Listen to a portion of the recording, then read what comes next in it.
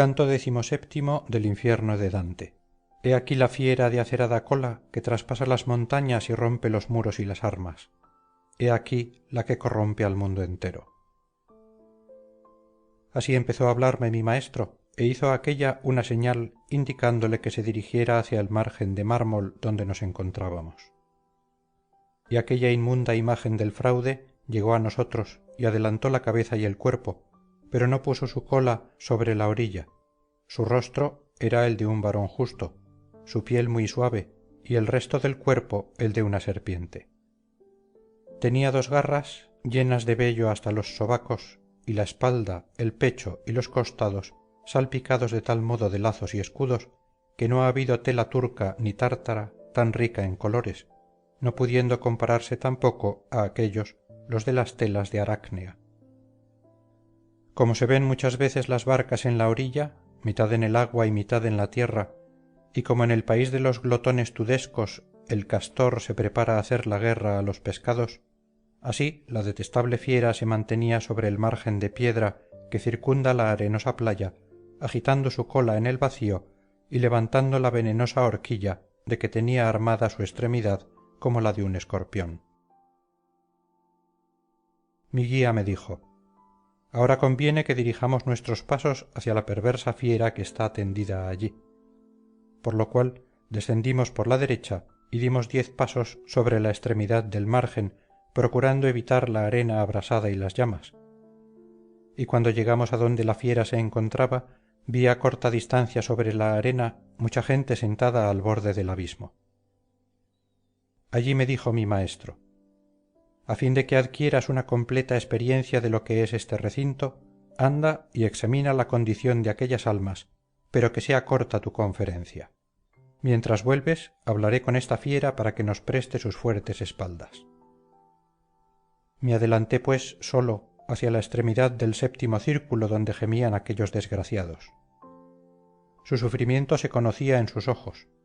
Con ayuda de sus manos rechazaban acá y allá ya los vapores, ya la arena ardiente, como los perros rechazan en verano con las patas o con el hocico a las pulgas, moscas o tábanos que acuden a picarles. Cuando hube contemplado el rostro de muchos de aquellos sobre quienes cae la dolorosa llama, no reconocí a ninguno, pero observé que del cuello de cada cual pendía una bolsa de cierto color marcada con cierto signo, en cuya contemplación parecían deleitarse sus miradas. Aproximándome más para examinar mejor, vi en una bolsa una figura de azur que tenía toda la apariencia de un león. Después, prosiguiendo el curso de mis observaciones, vi otra, roja como la sangre, que ostentaba una oca más blanca que la leche.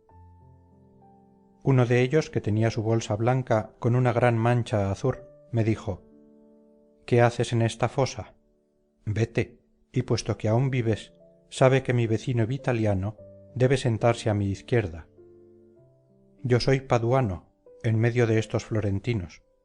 Muchas veces me atruenan los oídos gritando: venga el caballero soberano que llevará la bolsa con los 3 picos. Después torció la boca y sacó la lengua como el buey que se lame las narices. Y yo, temiendo que mi tardanza incomodase a aquel que me había encargado que estuviera allí poco tiempo, volví la espalda a aquellas almas miserables. Encontré a mi guía, que había saltado ya sobre la grupa del feroz animal, y me dijo: ahora sé fuerte y atrevido. Por aquí no se baja sino por escaleras de esta clase. Sube delante. Quiero quedarme entre ti y la cola, a fin de que ésta no pueda hacerte daño alguno. Al oír estas palabras me quedé como aquel que presiente el frío de la cuartana y tiene ya las uñas pálidas y tiembla con todo su cuerpo al contemplar tan solo la sombra. Pero sus amenazas me produjeron la vergüenza que da ánimo a un servidor delante de un buen amo. Me coloqué sobre las anchas espaldas de la fiera y quise decir: ten cuidado de sostenerme, pero me faltó la voz, lo que yo no esperaba, si bien él, que ya anteriormente me había socorrido en todos los peligros, me estrechó entre sus brazos, así que monté y me sostuvo. Después dijo: Gerión, ponte ya en marcha, trazando anchos círculos y descendiendo lentamente. Piensa en la nueva carga que llevas. Aquel animal fue retrocediendo como la barca que se aleja de la orilla, y cuando sintió todos sus movimientos en libertad, revolvió la cola hacia donde antes tenía el pecho, y extendiéndola, la agitó como una anguila, atrayéndose el viento con las garras.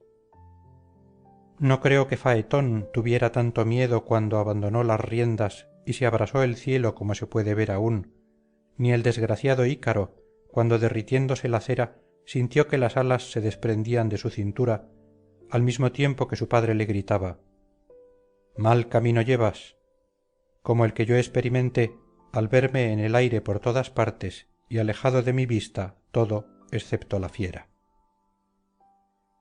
Esta empezó a marchar, nadando lentamente, subiendo y bajando, pero yo no podía apercibirme más que del viento que sentía en mi rostro y en la parte inferior de mi cuerpo. Empecé a oír hacia la derecha que el abismo producía un horrible estrépito, por lo cual incliné la cabeza y dirigí mis miradas hacia abajo, causándome un gran miedo aquel precipicio, porque vi llamas y percibí gemidos que me hicieron replegarme sobre mí mismo. Entonces observé, pues no lo había reparado antes, que descendíamos dando vueltas, como me lo hizo notar la proximidad en que nos encontrábamos por todas partes de los grandes dolores. Como el halcón que ha permanecido volando largo tiempo sin ver reclamo ni pájaro alguno y hace exclamar al halconero: baja, desciende cansado de las alturas donde trazaba 100 rápidos círculos y se posa lejos del que lo amaestró, desdeñoso e iracundo, así nos dejó Gerión en el fondo del abismo, al pie de una desmoronada roca, y libre de nuestras personas se alejó como la saeta despedida por la cuerda. Fin del canto XVII del infierno. Canto XVIII del infierno de Dante. Hay un lugar en el infierno, llamado Malevolge, construido todo de piedra y de color ferruginoso, como la cerca que lo rodea. En el centro mismo de aquella funesta llanura se abre un pozo bastante ancho y profundo, de cuya estructura me ocuparé en su lugar. El espacio que queda entre el pozo y el pie de aquella cerca es redondo, y el fondo está dividido en 10 valles o recintos cerrados, los cuales producían el mismo efecto que el que ofrecen a la vista los numerosos fosos que rodean a un castillo para defensa de las murallas, constituyendo la parte más segura de la fortaleza. Y así como estos fosos tienen puentes que van desde el umbral de la puerta a su otro extremo, del mismo modo avanzaban desde la base de la montaña algunas rocas que cortaban los márgenes y los fosos y llegaban hasta el pozo, donde se reunían y confundían.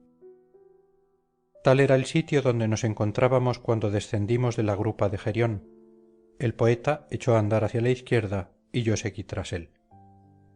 A la derecha vi nuevos objetos de piedad, nuevos tormentos y nuevos verdugos que llenaban la primera fosa. En su fondo estaban desnudos los pecadores. La mitad de ellos venía hacia nosotros, la otra mitad seguía nuestra misma dirección, pero con paso más veloz.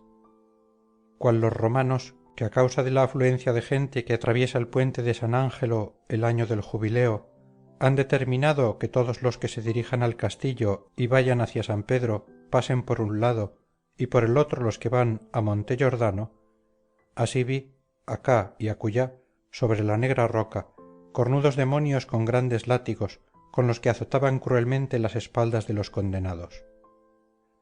Oh, cómo les hacían mover las piernas al primer golpe, sin que nadie esperara el segundo ni el tercero. Mientras que yo andaba, mis ojos se encontraron con los de un pecador, y dije enseguida: no es la primera vez que veo a ese, por lo que detuve mis pasos para reconocerlo mejor, y mi dulce guía se detuvo al mismo tiempo y aún me permitió retroceder un poco. El azotado creyó ocultarse bajando la cabeza, pero le sirvió de poco, pues le dije: tú, que fijas los ojos en el suelo, si no son falsas las facciones que llevas, eres Benedico Caccianímico. Pero ¿qué es lo que te ha traído a tan picante salsa? A lo que me contestó: lo digo con repugnancia, pero cedo a tu claro lenguaje que me hace recordar el mundo de otro tiempo. Yo fui aquel que obligó a la bella Guísola a satisfacer la voluntad del marqués, a pesar de cuanto se haya dicho sobre este suceso. No soy el único bolonés que llora aquí. Por lo contrario, este sitio está tan lleno de ellos que a estas horas no hay entre la sabana y el reno tantas lenguas que digan sipa, y si quieres una prueba de lo que digo, recuerda nuestra notoria avaricia. Al llegar aquí, un demonio le pegó un latigazo, diciéndole: «Ve, rufián, aquí no hay mujeres que vender». Me reuní a mi guía y a los pocos pasos llegamos a un punto de donde salía una roca de la montaña. Subimos por ella ligeramente y volviendo a la derecha por la misma roca, salimos de aquel eterno recinto. Llegados que fuimos al sitio en que el escollo se abre a modo de puente para dar paso por debajo a los condenados, mi guía me dijo: «Detente y haz que se encuentren con las tuyas las miradas de esos malvados cuyos rostros no has visto aún por haber caminado en nuestra misma dirección». Desde el vetusto puente contemplamos la fila que se dirigía hacia nosotros por la otra parte y que era igualmente castigada por el látigo. El buen maestro me dijo sin que yo le preguntara nada: «Mira esa gran sombra que se acerca y que a pesar de su sufrimiento no parece derramar ninguna lágrima. ¿Qué aspecto tan majestuoso conserva aún? Ese es Jasón, que con su valor y su destreza robó en Cólquida el vellocino de oro. Pasó por la isla de Lemnos, después que las audaces y crueles mujeres de aquella isla dieron muerte a todos los habitantes varones, y allí, con sus acciones y sus halagüeñas palabras, engañó a la joven Isifile, que a su vez había engañado antes a todas sus compañeras. La dejó encinta y abandonada. Por tal culpa está condenada a tal martirio que es también la venganza de Medea. Con él van todos los que han cometido igual clase de engaños. Bástete pues saber esto de la primera fosa y los que en ella son destrozados». Nos encontrábamos ya en un punto donde el estrecho sendero se cruza con el segundo margen, que sirve de apoyo para otro arco. Allí vimos a los que se lamentan en una nueva fosa, dando resoplidos con sus narices y golpeándose con sus propias manos. Las orillas estaban incrustadas de moho producido por el vapor de abajo que se condensa allí y que ofendía a la vista y al olfato. La fosa es tan profunda que desde ningún otro sitio se puede ver el fondo sino desde la parte más alta del arco que lo domina perpendicularmente. Allí nos pusimos y desde allí vimos sombras sumergidas en un estiércol que parecía salir de las letrinas humanas, y mientras que tenía la vista fija allí dentro vi una cabeza tan sucia de excremento que no se podía saber si era de clérigo o seglar. Aquella cabeza me dijo: «¿Por qué te muestras tan ávido de mirarme a mí con preferencia a los otros que están tan desfigurados?» Le respondí: «Porque si mal no recuerdo te he visto otra vez con los cabellos enjutos y tú eres Alejo Interminei de Luca, por eso te miro más que a los demás». Entonces él, golpeándose la cabeza, exclamó: «Si estoy aquí, tienen la culpa las adulaciones que no se cansó de prodigar mi lengua». Después de esto mi guía me dijo: «Procura adelantar un poco la cabeza a fin de que tus miradas alcancen las facciones de aquella sucia esclava desmelenada que se desgarra con sus uñas llenas de inmundicia y que tan pronto se encoge como se estira. Esa es la prostituta Thais, que cuando su amante le preguntó: «¿Tengo grandes méritos a tus ojos?», le contestó: «Sí, maravillosos». Y con esto queden saciadas nuestras miradas. Fin del capítulo 18 del infierno. Canto 19 del infierno de Dante. Oh mágico Simón, oh miserables sectarios, almas rapaces que prostituís a cambio de oro y plata las cosas de Dios que debían ser las esposas de la virtud. Ahora resonará la trompeta para vosotros, puesto que os encontráis en la tercera fosa. Estábamos ya sobre ésta, subidos en aquella parte del escollo que cae justamente en su centro. Oh suma sabiduría, cuán grande es el arte que demuestras en el cielo, en la tierra y en el mundo maldito, y con cuánta equidad se reparte tu virtud. Vi en las orillas y en el fondo llena la piedra lívida de agujeros de un mismo tamaño y redondos. no me parecían menos anchos ni mayores los que hay en mi hermoso San Juan para servir de pilas bautismales, uno de los cuales rompí yo no ha muchos años porque se estaba ahogando en él un niño, y sirva esto para desengañar a todos. Fuera de la boca de cada uno de estos agujeros salían los pies y las piernas de un pecador hasta el muslo, quedando dentro el resto del cuerpo. Ambos pies estaban encendidos, por cuya razón sacudían tan fuertemente las coyunturas que hubieran roto lazos y cuerdas. Del mismo modo que la llama sube a la superficie en los objetos untados de grasa, así permanecía aquella en las plantas de los pies de los condenados. ¿Quién es aquel, maestro, que furioso agita los pies más que sus otros compañeros? Dije entonces, y a quien la llama corroe y diseca mucho más. A lo cual me contestó, si quieres que te conduzca hacia la parte de la orilla que está más cercana a la profunda fosa, sabrás por él sus crímenes y los de los demás. Le respondí, me parece bien todo lo que a ti te agrada. Tú eres el Señor, sabes que yo no me separo de tu voluntad y conoces también lo que me callo. Subimos entonces al cuarto margen, después volvimos y descendimos hacia la izquierda por la estrecha y perforada fosa, sin que el buen maestro me hiciera separar de su lado hasta haberme conducido junto al agujero de aquel pecador que daba tantas señales de su dolor con los movimientos de sus piernas. Oh, quién quier que seas, tú, que tienes enterrada la parte superior de tu cuerpo, alma triste, plantada como una estaca, empecé a decir, párate si puedes. Yo estaba como el fraile que confiesa al pérfido asesino que cuando está rodeado de tierra le llama para que cese su muerte. Aquel gritó, ¿estás ya aquí derecho, Bonifacio? La predicción se ha equivocado en muchos años.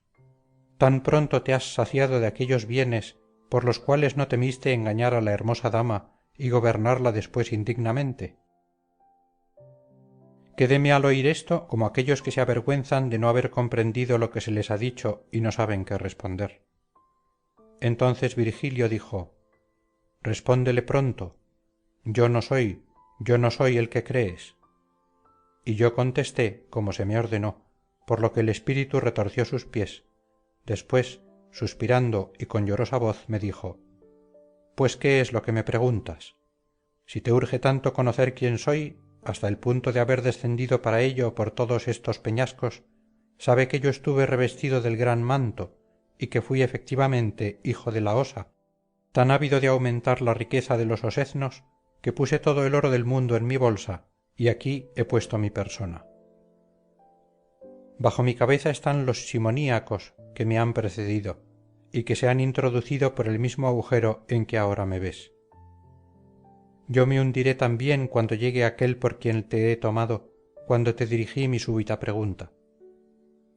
Pero desde que mis pies se abrasan y me encuentro colocado al revés, ha transcurrido más tiempo del que él permanecerá en este mismo sitio con los pies quemados, porque en pos de él vendrá de poniente un pastor sin ley, por causa más repugnante, y ese será el que deba cubrirme. Será un nuevo Jasón, parecido al de que se habla en el libro de los Macabeos, y así como su rey fue débil para con éste, así aquél lo será para con el que rige la Francia. No sé si al llegar aquí fui demasiado impetuoso, pero le respondí en estos términos. Dime, pues, qué tesoro exigió nuestro señor de San Pedro antes de poner las llaves en su poder. En verdad que no le pidió más sino que le siguiera. Ni Pedro ni los otros pidieron a Matías oro o plata, cuando fue elegido en reemplazo del que perdió su alma traidora. Permanece pues ahí, porque has sido castigado justamente, y guarda bien tu mal adquirida riqueza que tan atrevido te ha hecho contra Carlos.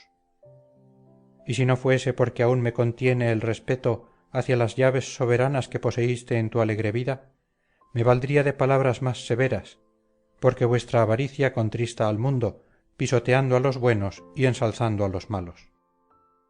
Pastores, a vosotros se refería el evangelista cuando vio prostituida ante los reyes a la que se sienta sobre las aguas, a la que nació con 7 cabezas y sacó su fuerza de sus 10 cuernos, mientras que su virtud agradó a su marido.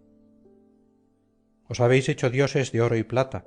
¿Qué diferencia, pues, existe entre vosotros y los idólatras, como no sea la de que si ellos adoran a uno, vosotros adoráis a ciento? Ah, Constantino, ¿a cuántos males dio origen no tu conversión al cristianismo, sino la renta que de ti recibió el primer papa que fue rico? Y mientras que yo le decía claramente lo que sentía, ya fuese la cólera o que le remordiese la conciencia, sacudía fuertemente las piernas. Creo que a mi guía le complací, porque escuchó siempre con rostro satisfecho el sonido de mis palabras expresadas con sinceridad. Así es que me abrazó, y cuando me tuvo bien estrechado contra su pecho, volvió a subir por el camino por donde habíamos descendido. Y no se cansó de estrecharme contra sí, hasta que me dejó en la parte superior del puente que va de la cuarta a la quinta calzada. Allí depositó suavemente su dulce fardo sobre el áspero y pelado escollo, que hasta para las cabras sería un difícil sendero, desde donde descubrí una nueva fosa. Fin del canto XIX del infierno. Canto XX del infierno de Dante. Mis versos deben cantar un nuevo suplicio que será objeto del 20º canto del primer cántico, que trata de los sumergidos en el infierno. Yo iba ya dispuesto a contemplar el descubierto fondo que estaba bañado de lágrimas de angustia, y vi venir por la fosa circular gentes que llorando en silencio caminaban con aquel paso lento que llevan las procesiones en el mundo. Cuando incliné más hacia ellos mi mirada, me pareció que cada uno de aquellos condenados estaba retorcido de un modo extraño desde la barba al principio del pecho, pues tenían su rostro vuelto hacia los riñones y les era preciso andar hacia atrás porque habían perdido la facultad de ver por delante.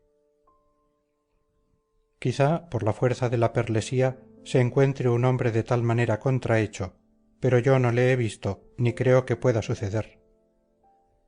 Ahora bien, lector, si Dios te deja sacar fruto de esta lectura, calcula por ti mismo si mis ojos podían permanecer secos cuando vi de cerca nuestra humana figura tan torcida que las lágrimas le caían por la espina dorsal. Yo lloraba en verdad, apoyado contra una de las rocas de la dura montaña, de suerte que mi guía me dijo: «¿Tú también eres de los insensatos? La piedad consiste aquí en no tener ninguna.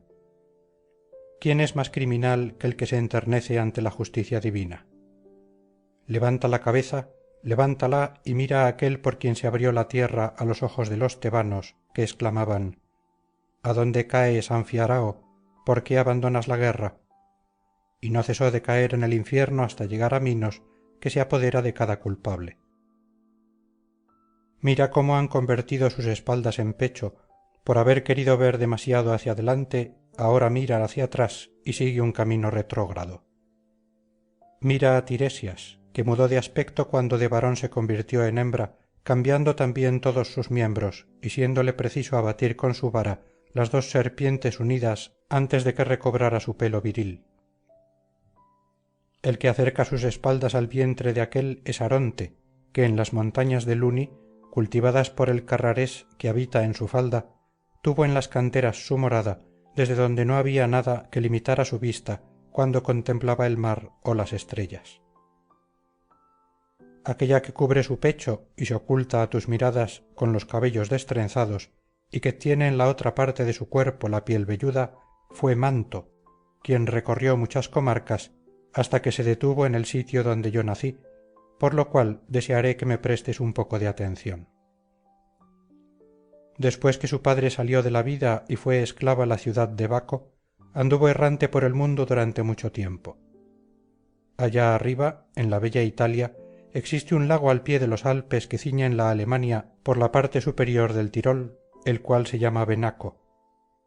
1000 corrientes y aún más, según creo, vienen a aumentar entre Garda, Valcamónica y el Apenino el agua que se estanca en dicho lago. En medio de este hay un sitio donde el pastor de Trento y los de Verona y Brescia podrían dar su bendición si siguiesen aquel camino. En el punto en que es más baja la orilla está situada Peschiera, bella y fuerte roca, a propósito para hacer frente a los de Brescia y a los de Bérgamo. Allí afluye necesariamente toda el agua que no puede estar contenida en el lago de Benaco, formando un río que corre entre verdes praderas.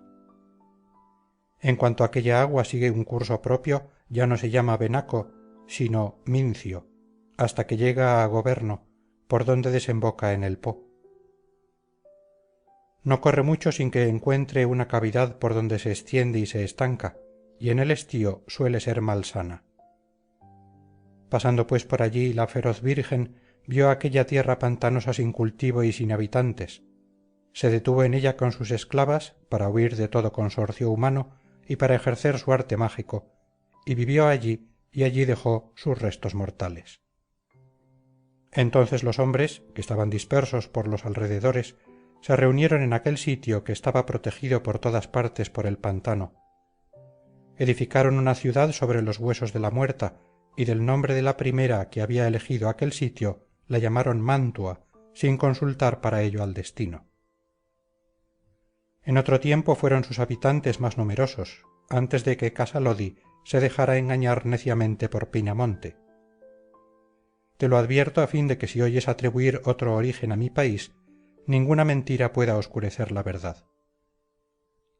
Le respondí, Maestro, tus razonamientos son para mí tan claros y hacen que les preste tanta fe que otros cualesquiera me parecerían carbones apagados. Pero dime si entre la gente que va pasando hay alguno digno de notarse, pues eso solo ocupa mi espíritu. Entonces me dijo, aquel cuya barba se extiende desde el rostro a sus morenos hombros fue augur cuando la Grecia se quedó tan exhausta de varones que apenas los había en las cunas, y con Calcanta dio la señal en Áulide para cortar el primer cable. Se llamó Euripiles, y así lo nombra en algún punto mi alta tragedia. Aquel otro que ves tan demacrado fue Miguel Scotto, que conoció perfectamente el falso arte mágico. Mira a Guido Bonatti, a Asdente, que ahora desearía no haber dejado su cuero y su bramante, pero se arrepiente demasiado tarde. Contempla las tristes que abandonaron la aguja, la lanzadera y el uso para convertirse en adivinas y para hacer maleficios con yerbas y con imágenes. Pero ven ahora, porque ya el astro en que se ve a Caín y a las espinas ocupa el confín de los dos hemisferios y toca el mar más abajo de Sevilla. La luna era ya redonda en la noche anterior. Debes recordar bien que no te molestó a veces por la selva umbría. Así me hablaba y entre tanto íbamos caminando. Fin del canto 20 del infierno. Canto 21 del infierno de Dante. Así, de un puente a otro y hablando de cosas que mi comedia no se cuida de referir, fuimos avanzando y llegamos a lo alto del quinto, donde nos detuvimos para ver la otra hondonada de Malevolge y las otras lágrimas vanas, y la vi singularmente oscura. Yo la contemplaba semejante al arsenal de los venecianos, donde hacen hervir en el invierno la pez tenaz para preparar los buques averiados, que no pueden navegar, y en aquel tiempo uno construye su embarcación, otro calafatea los costados de la que ha hecho ya muchos viajes, uno afianza la proa, otro la popa, uno hace remos, otro retuerce las cuerdas, otros, en fin, reparan el palo mesana y el mayor. De igual suerte, no por medio del fuego, sino por la voluntad divina, hervía allá abajo una materia espesa que se pegaba a la orilla por todas partes. Yo la veía, pero sólo notaba las burbujas que producían el hervor, inflándose toda y volviendo a caer desplomada. Mientras que la contemplaba fijamente, mi guía me atrajo hacia sí desde el sitio en que me encontraba, diciéndome, ten cuidado, ten cuidado. Entonces me volví como el hombre que ve tarde aquello de que le conviene huir, y a quien enerva un súbito temor, de tal suerte que ni para mirar detiene su huida. Y vi detrás de nosotros un negro diablo que venía corriendo por el puente. Oh, cuán feroz era su aspecto, y qué amenazador me parecía con sus alas abiertas y sus ligeros pies. Su hombro, agudo y elevado, iba cargado con un pecador a quien tenía agarrado por el nervio de los pies. Desde nuestro puente dijo, «Oh, Malebranche, mira uno de los ancianos de Santa Zitta. Ponle debajo, que yo me vuelvo otra vez a aquella tierra que está tan bien provista. Allí todos son bribones excepto Bonturo, y por dinero de un no hacen un hita. Le arrojó abajo y se volvió por la dura roca, de tal suerte que jamás ha habido mastín suelto que haya perseguido con tal precipitación a un ladrón. El pecador se hundió y volvió a subir hecho un arco, pero los demonios, que estaban resguardados por el puente, gritaban: «Aquí no está la imagen del Redentor, aquí se nada de diferente modo que en el Serquio. Si no quieres probar nuestros arañazos, no salgas de la pez». Después le pincharon con más de 100 arpones, diciéndole: «Es forzoso que bailes aquí a cubierto, de modo que si puedes, prevariques ocultamente». No de otra suerte hacen los cocineros que sus marmitones sumerjan en la caldera las viandas, valiéndose de grandes tenedores para que no sobrenaden. El buen maestro: «A fin de que no se aperciban de que estás aquí», me dijo, «ocúltate detrás de una roca que te sirva de abrigo, y aunque se me haga alguna ofensa, no temas nada, porque ya conozco estas cosas por haber estado otra vez entre estas almas venales». Enseguida acabó de atravesar el puente, y cuando llegó a la sexta orilla tuvo necesidad de serenarse. Con el furor y la impetuosidad con que salen los perros tras el pobre que de pronto pide donde se detiene, así salieron éstos de debajo del puente, volviendo todos contra él sus arpones. Pero él gritó: «Que ninguno de vosotros se atreva. Antes que me punce vuestra horquilla, adelántese uno que me oiga, y después que calcule si debe perdonarme». Todos gritaron: «Ve, Malacorda», por lo cual uno de ellos se puso en marcha mientras los otros permanecían quietos, y adelantó diciendo: «¿Qué te podrá salvar de nuestras garras? ¿Crees tú, Malacorda, que a no ser por la voluntad divina y por tener el destino propicio, dijo mi maestro, me hubieras visto aquí sano y salvo a pesar de todas vuestras armas? Déjame caminar, porque en el cielo quieren que enseñe a otro este camino salvaje». Entonces quedó tan abatido el orgullo del demonio que dejó caer el arpón a sus plantas y dijo a los otros: «Que no se le haga daño», y mi guía a mí: «Oh tú, que estás agazapado tras las rocas del puente, ya puedes llegar a mí con toda seguridad». Entonces eché a andar y me acerqué a él con prontitud, pero los diablos avanzaron, de modo que yo temí que no observaran lo pactado. Así vi temblar en otra ocasión a los que por capitulación salían de Caprona, viéndose entre tantos enemigos. Me acerqué cuanto pude a mi guía, y no separaba mis ojos del rostro de aquellos que no tenía nada de bueno. Bajaban sus garfios, y «¿Quieres que le pinche?», se decían unos a otros, «¿en la rabadilla?». Y respondían: «Sí, sí, clávaselo». Pero aquel demonio, que estaba conversando con mi guía, se volvió de repente y gritó: «Quieto, quieto, scarmiglione». Después nos dijo: «Por este escollo no podréis ir más lejos, pues el sexto arco yace hecho ruinas en el fondo. Si os place ir más adelante, seguid esta costa escarpada. Cerca veréis otro escollo que os ofrecerá camino». Ayer, 5 horas más tarde que en este momento, se cumplieron 1266 años desde que se rompió aquí el camino. Voy a enviar hacia allá varios de estos demonios para que observen si algún condenado procura sacar la cabeza al aire. Id con ellos, que no os harán daño. «Adelante, Aliquino y Calabrina», empezó a decir, «y tú también, Cañazzo. Barbaricha guiará a los 10. Venga además Libicocco y Draguiñazzo, Chiriato, el de los grandes colmillos, y Graffiacane y Farfarello y el loco Rubicante. Buscad en derredor de la pez hirviente, estos deben llegar salvos hasta el otro escollo que atraviesa enteramente sobre la fosa». «Oh maestro, ¿qué es lo que veo?», dije. «Si conoces el camino, vamos sin escolta. Yo por mí no la solicito. Si eres tan prudente como de costumbre, ¿no ves cómo rechinan los dientes y que sus miradas atravesadas nos amenazan con algún mal?». Me contestó: «No quiero que te atemorices, deja que rechinen los dientes a su gusto. si lo hacen es por los desgraciados que están hirviendo. Se pusieron en camino por el margen izquierdo, pero cada uno de aquellos se había de antemano oprimido la lenga con los dientes en señal de inteligencia con su jefe, el cual se sirvió de su ano a guisa de trompeta. Fin del canto 21 del infierno. Canto 22 del infierno de Dante. He visto con frecuencia a muchos caballeros emprender la marcha, empezar el combate, reunir sus soldados y a veces batirse en retirada. He visto, oh aretinos, hacer excursiones por vuestra tierra y saquearla. He visto luchar en los torneos y correr en las justas, ya al sonido de las trompetas, ya al de las campanas, al ruido de los tambores, con las señales de los castillos y con todo el aparato nacional y extranjero.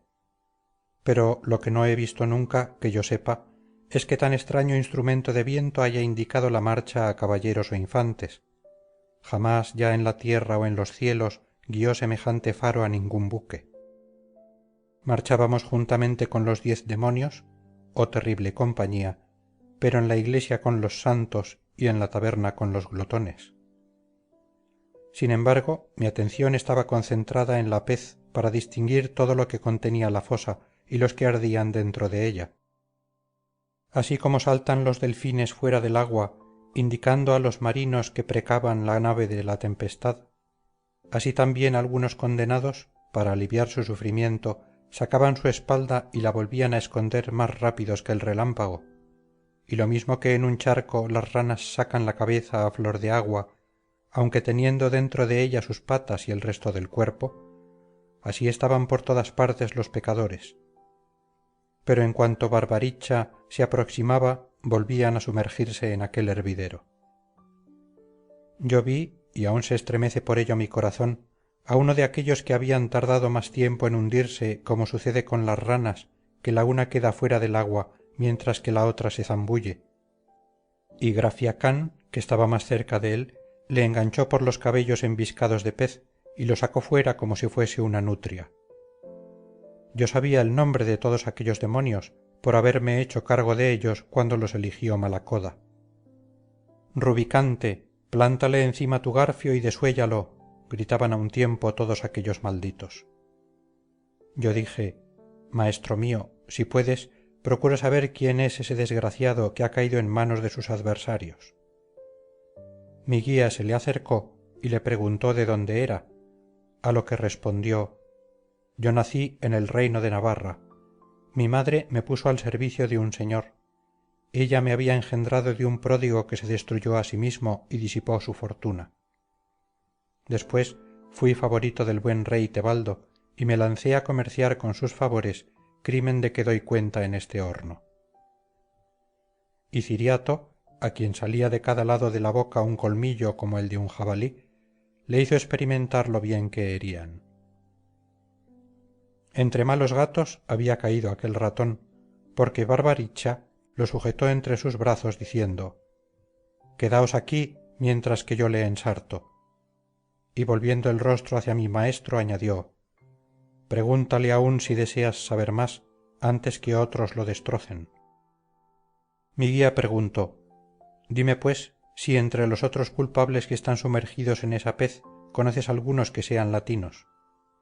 A lo que contestó, «Acabo de separarme de uno que fue de allí cerca. Así estuviera como él bajo la pez, no temería ahora ni las garras ni los garfios». Y Libicocco, «Ya hemos tenido demasiada paciencia», dijo, y le enganchó por el brazo con su arpón, arrancándole de un golpe todo el antebrazo. Draguiñazzo quiso también cogerle por las piernas, pero su decurión se volvió hacia todos ellos lanzando una mirada furiosa. Cuando se hubieron calmado un poco, mi guía no tardó en preguntar a aquel que estaba contemplando su herida, «¿Quién es ese de quien dices que te has separado por tu desgracia para salir a flote?» Y le respondió, «Es el hermano Gomita, aquel de Gallura, vaso de iniquidad, que tuvo en su poder a los enemigos de su señor e hizo de modo que todos le alabasen. Tomó su oro y los dejó libres, según él mismo dice. y con respecto a los empleos no fue un pequeño sino un soberano prevaricador. Con él conversa a menudo don Miguel Sanche de Logodoro, y sus lenguas no se cansan nunca de hablar de las cosas de Cerdeña. Ay de mí, ved a ese otro cómo aprieta los dientes. Aún hablaría más, pero temo que se prepare a rascarme la tiña. El gran jefe de los demonios se dirigió a Farfarello, que movía sus ojos en todas direcciones buscando dónde herir, y dijo: quítate de ahí, pájaro malvado. Si quieres ver u oír a toscanos y lombardos, empezó a decir enseguida el desgraciado pecador, haré que vengan, pero que esas malditas garras se mantengan un poco aparte, a fin de que no tema sus venganzas. Yo, sentándome en este mismo sitio, por uno que soy haré venir 7, silbando como acostumbramos cuando uno de nosotros saca la cabeza fuera de la pez. Al oír estas palabras, Cañazo levantó sus narices y sacudiendo la cabeza dijo: oigan el medio malicioso de que se ha valido para volver a sumergirse.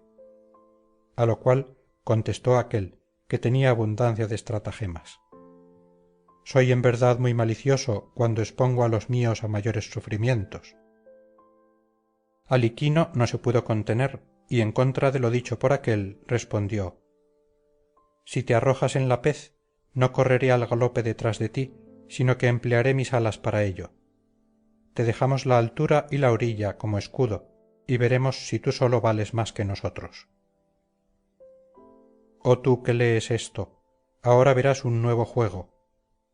Cada uno de los demonios volvió la cabeza hacia el otro lado, y el primero de todos fue el que antes era más recalcitrante.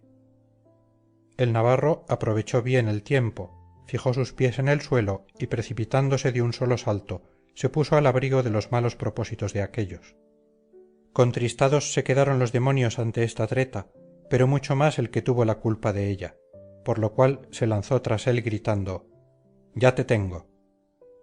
Pero de poco le valió, porque sus alas no pudieron igualar en velocidad al espanto de Champolo. Este se lanzó en la pez y aquél cambió su vuelo de dirección, llevando el pecho hacia arriba. No de otro modo se sumerge instantáneamente el pato cuando el halcón se aproxima, de modo que éste se vuelve furioso y fatigado.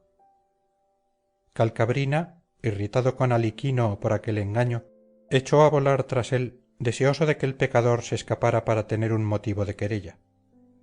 Y cuando hubo desaparecido el prevaricador, volvió sus garras contra su compañero y se las hundió en el cuerpo sobre el mismo estanque.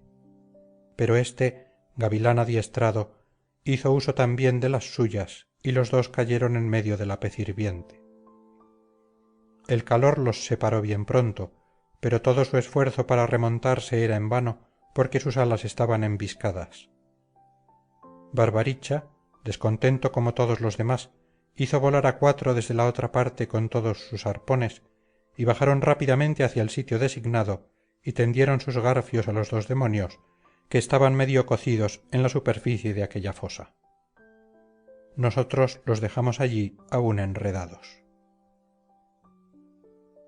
Fin del canto 22 del infierno. Canto 23 del infierno de Dante. Solos, en silencio y sin escala, íbamos uno tras otro, como acostumbran a ir los frailes menores. La riña que acabábamos de presenciar me trajo a la memoria la fábula de Esopo, en que habló de la rana y del topo. Las dos partículas, mo e isa, me parecían no tener tanta relación entre sí como la que tenían con la fábula el principio y el fin de dicha querella. Y como un pensamiento procede rápidamente de otro, de éste nació uno nuevo que redobló mi primitivo espanto. Yo pensaba así: esos demonios han sido engañados por nuestra causa, y con tanto daño y escarnio que creo que sufren bastante. Si a la malevolencia se añade la ira, nos van a perseguir con más crueldad que el perro que sujeta a la liebre por el cuello.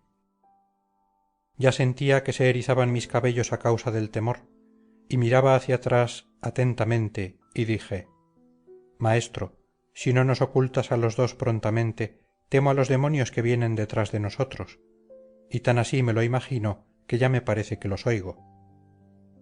A lo que él contestó: Si yo fuera como un espejo, no verías en él tu imagen tan pronto como veo en tu interior. En este momento se cruzaban tus pensamientos con los míos, bajo la misma faz y aspecto, de suerte que he deducido de ambos un solo consejo. Si es cierto que la cuesta que hay a nuestra derecha está tan inclinada que nos permite bajar a la sexta fosa, huiremos de la caza que te imaginas. Apenas había concluido de decirme su parecer cuando vi venir a los demonios con las alas extendidas y muy cerca de nosotros para querer cogernos. Mi guía me agarró súbitamente como una madre que despertada por el ruido y viendo brillar las llamas cerca de ella, coge a su hijo y huye y no se detiene, teniendo más cuidado de él que de sí misma, tanto que sólo la cubre una camisa. Y desde lo alto de la calzada se deslizó por la pendiente roca uno de cuyos lados divide la quinta de la sexta fosa. El agua que corre por un canal y hace girar la rueda de un molino no es tan rápida al caer sobre las paletas de la misma como lo era por aquel declive mi maestro, que me llevaba estrechado contra su pecho, más bien como a un hijo que como a un compañero. Apenas tocaron sus pies el suelo del profundo abismo cuando los demonios aparecieron en la roca sobre nuestras cabezas. Pero ya no nos inspiraban temor, porque la alta providencia que los había designado para ministros de la quinta fosa les quitó la facultad de separarse de allí. Abajo encontramos una multitud de almas pintadas que giraban en torno con bastante lentitud, llorosas y con los semblantes fatigados y marchitos. Llevaban capas con capuchas bajas que les caían sobre los ojos, hechas por el estilo de las que llevan los monjes de Colonia. Aquellas capas eran doradas en el exterior, de modo que deslumbraban, pero por dentro eran todas de plomo y tan pesadas que las de Federico a su lado parecerían de paja. Oh manto fatigoso por toda la eternidad. Nos volvimos aún hacia la izquierda y anduvimos con aquellas almas, escuchando sus tristes gemidos, pero las sombras, rendidas por el peso, caminaban tan despacio que a cada paso que dábamos cambiábamos de compañero. Yo dije a mi guía: procura encontrar a alguno que sea conocido por su nombre o por sus hechos, y mira al efecto en derredor tuyo mientras andas. Y uno de ellos, que entendió el idioma toscano, exclamó detrás de nosotros: detened vuestros pasos, vosotros que tanto corréis a través del aire sombrío. Quizá podrás obtener de mí lo que solicitas. Enseguida mi guía se volvió y me dijo: espera y modera tu paso para igualar el suyo. Me detuve y vi dos de aquellos que en sus miradas demostraban gran deseo de estar conmigo, pero su peso y lo estrecho del camino les hacían tardar. Cuando se me hubieron reunido me miraron con torvos ojos y sin hablarme. Después se volvieron uno a otro diciéndose: ese parece vivo a juzgar por el movimiento de su garganta, pero si están muertos, ¿por qué privilegio no llevan nuestra pesada capa? Después me dijeron: oh toscano, que has llegado hasta la mansión de los tristes hipócritas, dígnate decirnos quién eres. Les contesté: nací y crecí junto a la orilla del hermoso Arno en la gran ciudad y conservo el cuerpo que he tenido siempre. Pero vosotros, a quienes según veo cae tan doloroso llanto gota a gota por las mejillas, ¿quiénes sois y qué pena hay en vosotros que tanto se hace ver? Uno de ellos me respondió: las doradas capas son de un plomo tan pesado que nos hacen crujir como los pesos hacen crujir a las balanzas. Fuimos hermanos gozosos y boloneses. Yo me llamé Catalano y éste Loderingo. Tu ciudad nos nombró magistrados, siguiendo la costumbre de elegir a un hombre neutral para conservar la paz, y la conservamos tan bien como puede verse aún cerca de Gardingo. Yo repuse: oh hermanos, vuestros males. Pero no pude continuar porque vi en el suelo a uno crucificado en 3 palos. En cuanto me vio se retorció, haciendo girar su barba con la fuerza de sus suspiros, y el hermano catalano, que se apercibió de ello, me dijo: ese que estás mirando crucificado aconsejó a los fariseos que era necesario hacer sufrir a un hombre el martirio por el pueblo. Está atravesado y desnudo sobre el camino, como ves, y es preciso que experimente lo que pesa cada uno de los que pasan. su suegro está condenado a igual suplicio en esta fosa, así como los demás del consejo que fueron para los judíos origen de tantas desgracias. Entonces vi a Virgilio que contemplaba con asombro a aquel que estaba tan vilmente crucificado en el eterno destierro. Luego se dirigió al fraile en estos términos: ¿querríais decirnos si hacia la derecha hay alguna abertura por donde podamos salir los dos sin obligar a los ángeles negros a que nos saquen de este abismo? Aquel respondió: más cerca de aquí de lo que esperas se levanta una peña que parte del gran círculo y atraviesa todas las terribles fosas, pero está cortada en esta y no continúa sobre ella. Podréis subir por las ruinas que existen en el declive de su falda y cubren el fondo. Mi guía permaneció un momento con la cabeza inclinada y después dijo: ¿cómo nos ha engañado aquel que ensarta con su garfio a los pecadores? Y el fraile repuso: he oído referir en Bolonia los numerosos vicios del demonio, entre los cuales no era el menor el ser falso y padre de la mentira. Entonces mi guía se alejó precipitadamente con el rostro un poco turbado por la cólera, por lo cual me alejé también de aquellas almas que soportaban tanto peso, y seguí las huellas de los pies queridos. Fin del canto 23 del infierno.